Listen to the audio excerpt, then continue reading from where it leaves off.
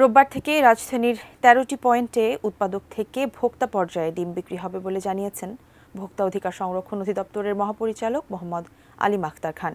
অন্যদিকে কৃষকদের উৎপাদিত পণ্য সরাসরি ভোক্তাদের কাছে পৌঁছে দেওয়ার ব্যবস্থা নিতেও সরকারের প্রতি আহ্বান জানান ডিবেট ফর ডেমোক্রেসির চেয়ারম্যান হাসান আহমেদ চৌধুরী কিরণ।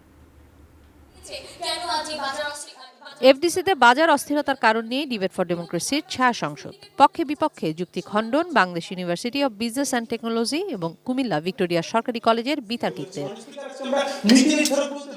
কন্ট্রাক্ট ফার্মিং এর নামে খামারিরা নিঃস্ব হচ্ছে জানিয়ে আয়োজনে debate for democracy chairman Hasan Ahmed Chowdhury Kiron বলেন, বাজার নিয়ন্ত্রণে সিন্ডিকেটই বড় চ্যালেঞ্জ।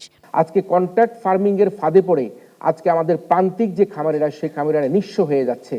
প্রান্তিক খামারিরা সেই ডিম বলি মুরগির বীজ বলি সবকিছু কিন্তু বড় বড় ৫-৬টি যে কোম্পানি রয়েছে তাদের কাছ থেকে নিতে হচ্ছে এবং দিন শেষে সেই ডিম এবং মুরগি ওই কোম্পানির কাছে তাদেরকে বিক্রি করতে হচ্ছে। তাদেরকে কোনোভাবে সে লাভের মুখ দেখতে হচ্ছে না। তাই এই যে কন্ট্রাক্ট ফার্মিং এর ফাঁদে পড়ে কিন্তু আজকে প্রান্তিক পর্যায়ে যে যুবকরা যে তরুণরা লেখাপড়া শেষে গ্রামে ফিরে গিয়ে মুরগির ফার্ম করেছে, গরুর ফার্ম করেছে, তারাই কিন্তু আজকে তাদের পুঁজি হারাচ্ছে।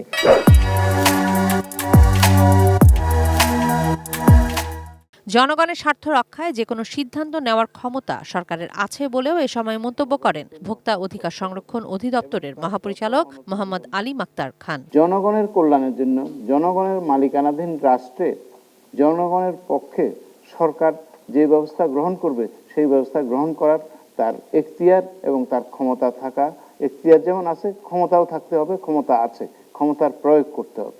ঢাকা উত্তরের ৬টি পয়েন্টে এবং দক্ষিণের ৭টি পয়েন্টে ডিম বিক্রির শুরুর কথা জানান ভোক্তার মহাপরিচালক। শুল্ক কমলেও এর সুবিধা ভোক্তারা পাচ্ছে না জানান ডিবেট ফর ডেমোক্রেসির চেয়ারম্যান।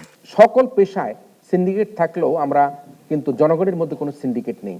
জনগণের সিন্ডিকেট যেদিন জেগে উঠবে সেদিন কিন্তু স্বৈরাচারের মতো বাংলাদেশ থেকে পতিত সরকার প্রধানের মতো সবাইকে পালাতে হবে।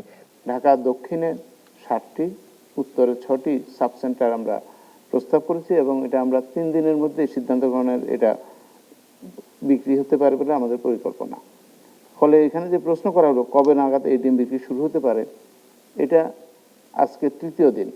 আমরা আশা করছি আগামীকাল থেকে এটা শুরু হবে। কিশোর জাহান, এটিএন নিউজ, ঢাকা।